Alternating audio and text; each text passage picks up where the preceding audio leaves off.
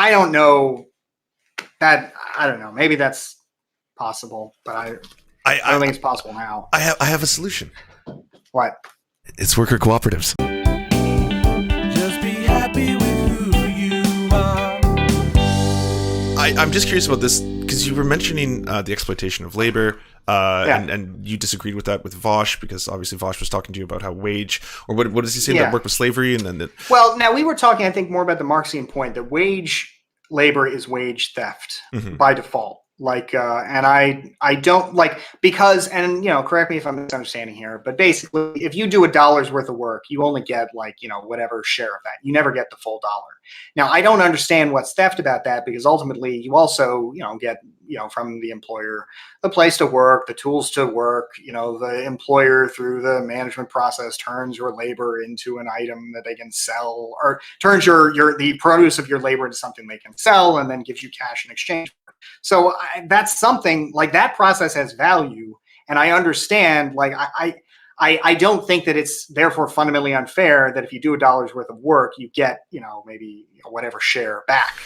Well, okay, so the idea is like let's use widgets. Let's use widgets because that's the one the internet loves, right? So if I work for you for 1 hour and I produce these widgets, we sell them. My 1 hour of value, I am paid $10, and then I sell the widgets for $20. I have extracted $10 worth of value from your labor. Yes, that's the concept. Yeah, I wouldn't even deny that I wouldn't deny the use of the word extract. I don't think that that's inherently exploitative. Wrong. I think that's like, and I don't think there's anything inherently bad about that. Now, I can imagine situations where it's like it's bad because maybe the nature of society is such that you have been forced by law. Maybe like, for example, women who could not choose their place of employment, or Black people who were afflicted by racial discrimination or things like that. But if we're talking just in terms of the pure numbers side of it, both parties are benefiting from that exchange, and it's voluntary. Ideally, so I don't have a problem with Bastiat that. is unironically I only have a problem with it on the edges where it's like, well, is it really voluntary? Are you, for example, prison labor? Well, that's obviously not voluntary. That should be abolished. But it's very close to so slavery. that would be and it's So it would be exploitative if, for example, you aren't being paid a living wage, which is the case in a lot of parts. Okay, so for the past, 30 years, wages have stagnated in the United States. They haven't increased, and at the same time, the cost of living has increased by about 30%. So that, in that example, which is in the richest country of the world, the United States, there's a direct problem there. So that I just would view the problem differently. Like, it seems like a lot of money that would have otherwise gone to wages went into benefits, and namely the increasing cost of American healthcare. So that seems to be like not necessarily a flaw of the capitalist system as much as it is the flaw of our unique and terrible, employer. So that's actually a flaw of neoliberalism, which we can get into. Well, I don't know. Like, for example, I don't know what that is, because the reason this system arose this way is that in the United States during World War II, we had strict wage and price control. Understandably, I suppose enough, given that, if it was necessary to defeat the Nazis and the Japanese fascists, then it was. But as a result, it was hard to compete for labor because wages and prices were frozen. And so employers were allowed to compete for labor by implementing benefit plans. And in this process kind of became enmeshed this notion of employer-provided healthcare. So the United States, this wasn't like, it wasn't the case that, it was sort of market-driven, right? Because companies chose to do this to compete for labor. But the reason they had to compete in this fashion is because, well, we had this global war that prevented them from competing in the usual fashion of wages and prices. So, it's a bad system. It's been enmeshed now by law in a lot of ways, and I would like to abandon it. But I wouldn't say that this is like a failure of like my ideal system. This didn't start. I do agree with you that that's not exactly a direct example of a failure with capitalism, though, when it comes to the exploitation of labor. The concept between that and why you could argue perhaps that capitalism itself is inherently flawed is when we went back to that original discussion where we said that certain people are born with wealth, opportunity, abilities, all that kind of stuff. That's where it would no longer become fair. The system wouldn't be fair because the person who is hiring you to make those widgets, for example, right? They probably like not always. There are people who pick themselves up from their bootstraps. They clean up the room. They do all the things that you're supposed to do. But I like the Jordan Peterson reference. well, people are saying I'm dressed like him right now. But anyways, in that case, there is those examples, right? But in large part, there's obviously a set amount of advantages people have over other people, just inherently. And so by that virtue, if you are then hiring them and making them work for you, so you can then sell that for more, you are then exploiting them. That's the theory.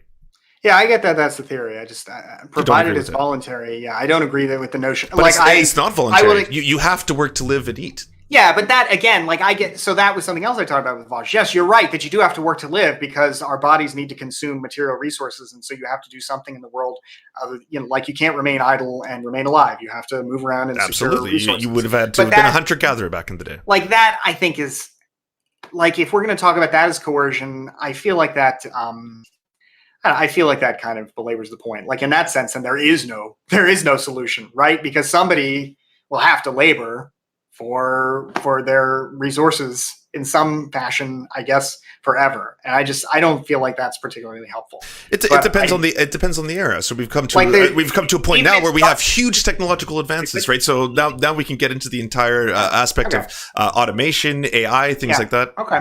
Yeah. But even in the most advanced future, sure, somebody has to do something to keep a system running or whatever. Oh, of course, I'm not for the abolishment of work. I don't like leftists who talk like that. I think it's very foolish.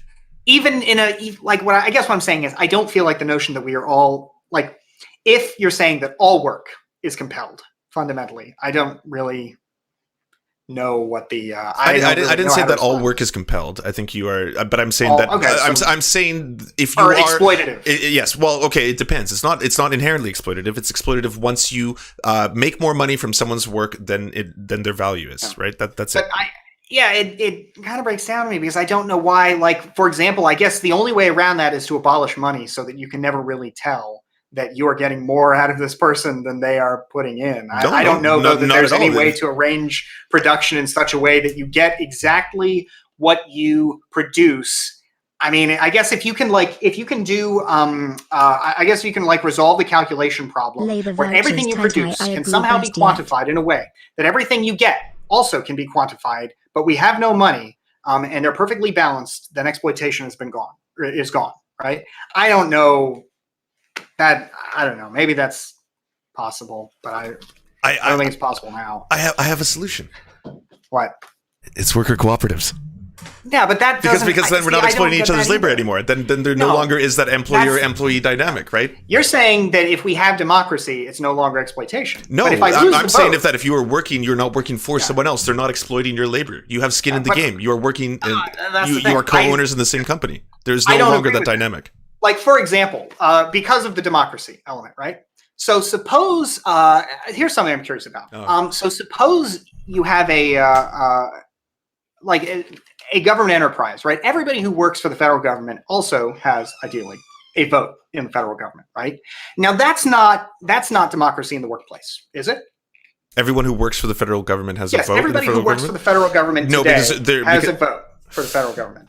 Ooh, this is a unique example. I've never been asked this question before. I would say I don't know how much of a share they have within the business itself, though. And do they still have bosses? And is there still a hierarchy like that, right? So what I'm curious about, the reason why this struck me today as interesting is not only do the employees have a vote, but all the stakeholders, almost, inside the United States, all the stakeholders of this enterprise have a vote too, right? But we would not call this, like, this is still a job. There's still some form of management. Organizing things. You might not call it a boss, but it's still a boss, even though they're not interested for reasons of profit. I mean, it seems like there is an element of democracy here, maybe an ideal form of it in a way, because all the stakeholders get a vote too. But it doesn't really feel radically different. It's harder to get fired from a government job, I guess, in the United States, and the benefits are better. But the pay is also kind of, I don't know, maybe that's really, maybe that's like the ideal future is, the benefits are good, pay is pretty flat, but, But hard to get it's fired. not the same thing, though. I mean, the so ideal scenario is where you are a it's not the co-owner same. in your own business, and you and the rest of the people aren't employees, you're co-owners. So- and within that system, you can have structures. You can have bosses. Sorry, not bosses, but you can have supervisors, etc. Like even in Mondragon, they have CEOs, and their CEOs cap out at, I believe, 5 to 8 times their employees, which is far better than the United States, which is, I believe, 300 times sometimes probably. CEO pay. Yeah. But like, so why when I vote and I'm not trying to do anything gotcha here, I'm trying to work through this thought exercise with somebody who, is not skeptical of this idea. So when I vote in a federal election, and I'm using federal here just because I guess that's the easiest level to think about this in. Sure. When I vote in a federal election, would you say that I have an equal share in the United States government? Are you a co-owner in the United States? Is more what you're asking, right? Yeah, like is that because I have a vote and it is, legally? They're two separate things you're equating to. So why are they different? Because you can have shares within, and you also have a voting power. So you have democracy as well as ownership. Those two things would be separate. So what is what can I do with my ownership aside from have a vote? Like can I sell my ownership? receive money from the business, profit from the business you generate. Okay, so I get a dividend and I get a vote. And can I, Yes. in this ideal situation, I can't sell it, presumably. Yeah, you could sell it and walk away from Could it. I? Yep, of course. People sell their shares in cooperatives all the time. Okay. So then I could. Well, the reason I'm curious is if the share is tied to work, presumably I'm selling it to somebody. Like maybe I'm trading a job with somebody, or you could. Yes, you could like also. Because like, I'm curious. Like you wouldn't presumably sell it for capital in this ideal system. Right? Well, okay, so this system is working within the frameworks of capitalism because, of course, because I'm not deluded. I'm not going to tell people like, by the way, we have to end capitalism tomorrow, and then once capitalism is over, we'll have this. No. We have to like. That's the reason that I believe in very strongly in intersectional politics as well, because I don't like people who think that like, hey, once we get rid of class and capital, like racism won't exist. I was like, yes, it will. It'll absolutely. I hate class reductionists for that very reason, right? Like that's it is an attractive idea. I get it is absolutely. But then why is it that rich people who are black in America still get arrested and indiscriminately by the cops sometimes, right? Like, tomorrow. I'm wealthy. Didn't you see? Well, yeah, obviously you stole that car. Haha, I got you. Racism strikes again. So yeah, I get what you're saying. Mm-hmm. Yeah, I don't know. It's an interesting idea. I'm very intrigued by the notion that this is what socialism is now, because I don't know that this is what socialism. Oh, absolutely, it's not. always No. was. Okay, so I could give you either the traditional description, but this is what I refer to when I say I'm socialist, because this is what, and the messaging to me is really important too, because I think that's something that, like, that's why I stay away from the ACABs and the guillotines and all that kind of stuff, because I think people get lost in it, and I think it's very insular. It's funny to a community, right? Yeah. But if I'm trying to sell you, Bastiat, the neoliberal, on what I think is a better system that will help more people as well as yourself, I want it to be. I think if you're trying to sell just about anybody on it who isn't already sold on it, the guillotine memes are not gonna do it. Yeah, it's true though. But I am curious, like, for as far as that goes, like, I watched something by Noam Chomsky, who I know is now officially a lib.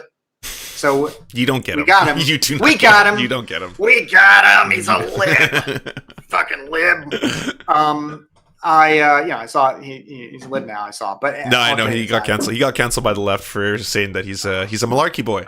I'm a malarkey boy too, though. I think I'm on for harm reduction. Yeah, he said he would vote for Bloomberg. Like this isn't even new, but I saw an article the other day that said it was by some small journal. I imagine somebody trying to make their name off of this, but I'm just saying Chomsky's. And I've seen that the only other place I've seen that before is YouTube comments on from like people with Lenin profile pictures. Mm-hmm.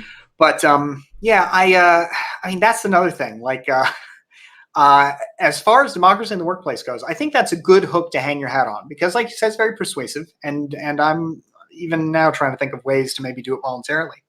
I can think of examples too where there have been like partnerships, like a lot of law firms. Not all. Okay, that was my next point. I was going to say, y'all, your profession has been doing it for a while now with LLCs, right? Because people, and they usually have some capital they can put in. Yes, and the biggest difference there being, though, that as soon as you hire a secretary, you've changed the dynamic, right? Because then you are, of course, having an employee within your workplace. Yep. Not that you can't have a secretary, you can, but if you want to keep it as they've got to have a share. Yes. And ideally, skin in the game.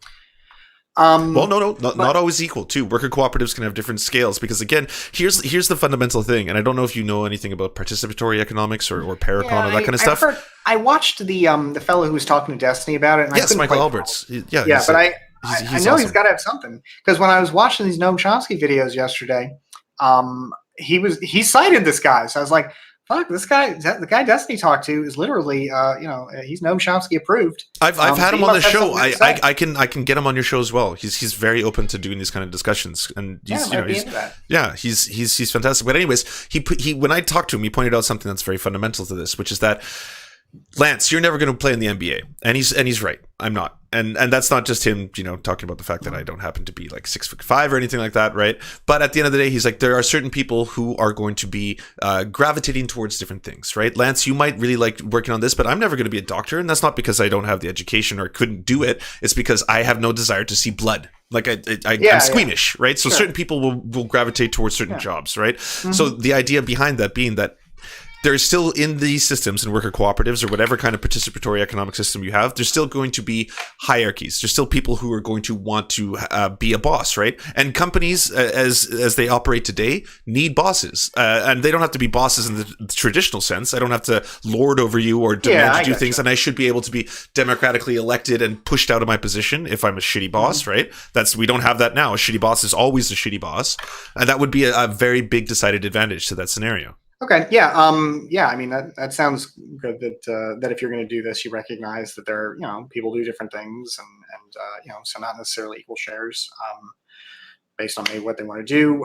Or if you want to work more, you can, and you can. And that's the thing. Like, you can still achieve more if you want to do that. There's still going to be your ability to be competitive, things like that. Things that I know you don't want to eliminate from the workplace, for example. Yeah. No, I wouldn't want to do that, or I wouldn't want to eliminate that. I guess. I mean, if to the extent people do that voluntarily, and there are ways that we can incentivize that, that aren't necessarily, asking the public to subsidize an entity that maybe wouldn't otherwise make it on its own, but maybe asking the public to say, hey, let's give you a relatively low interest loan that you'll pay back. I'm open to ideas to do this, especially if you can empirically prove that workers get better outcomes for them. Because then I can think of all kinds of other reasons, like if workers are less stressed here, maybe they have lower healthcare costs over a lifetime, and we can demonstrate that. Therefore, this is a reasonable thing for the government to be involved with in some capacity. So, maybe there's something about incentivizing them, and they're done in other Western countries. I'd be curious what percentage of, I think in the United States, I feel like, I was going to say, I've heard that 7% of all business entities are co-ops of some kind, but it seems really high, actually. So I don't know. But I'd be curious, like, what the rates are in different countries and why that's the case, so I'd like to learn more about it, but I guess it just depends. Like, the road to getting there is really, I guess, what matters to me. Like, I'm not in favor of the transitional dictatorship, for example. I think that the transitional dictatorship never transitions away from dictatorship. So, most people who are given authoritarian power don't like to secede it. Seems to be and I mean, you can. I mean, even if you want to go the socialist route, I mean, I'm sure the boss enjoys being the boss, right? But he can be democratically elected out next year if he's what I'm saying is, because we have democracy. As of right now, what you're just saying, by the way, the current structure, they are dictatorships, right? Because the boss has authoritative power over the whole company. So I don't think that's like exactly fair to put it that way, given that, a dictatorship implies an element of you have no choice but to participate in this. So I'd like to say on the record that Bastiat has just said that basically bosses are Hitler. That's verbatim quote. But I am saying that I get, like, there are power imbalances, but I don't think that therefore is equitable to a dictatorship. But I would say that, the reason I made that point was to say that there is a certain satisfaction just being able to exercise power. So I understand that people don't want to give it up. And I understand that, all things being equal, maybe a boss just likes being the boss. Maybe once just likes bossing. I get that. Hey, you. Yes, you. Do you like cozy environments with other wholesome people? Well, then come join the Discord. It's got a whole bunch of stuff to help you with creative endeavors, such as stock footage, royalty-free music, and an amazing community of people looking to help each other out and uplift your content. Join the Discord now by going to weareserfs.com. That's weareserfs.com. We would like to thank Miranda Marone. You are our monarch, and we thank you for our indentured servitude. We would like to thank our lords, Ricky Pilgrim, I'm Raft, Michaela Schmid, Tomospin, Ferrer Tajon. You are all the pillars of our organization. To our Knights of the Square Table, Paul Parafit, Daniel Kahn, Clement Chutskoff, Alan R., Josh Mickelson, and Dr. Zayas, Cooper Pilot, Andrea Lynn Epperly, Dylan Bythe, Terry, Todd Buckingham, and Todd Lajeunesse. And to our merchants, thank you for taking mercy upon us.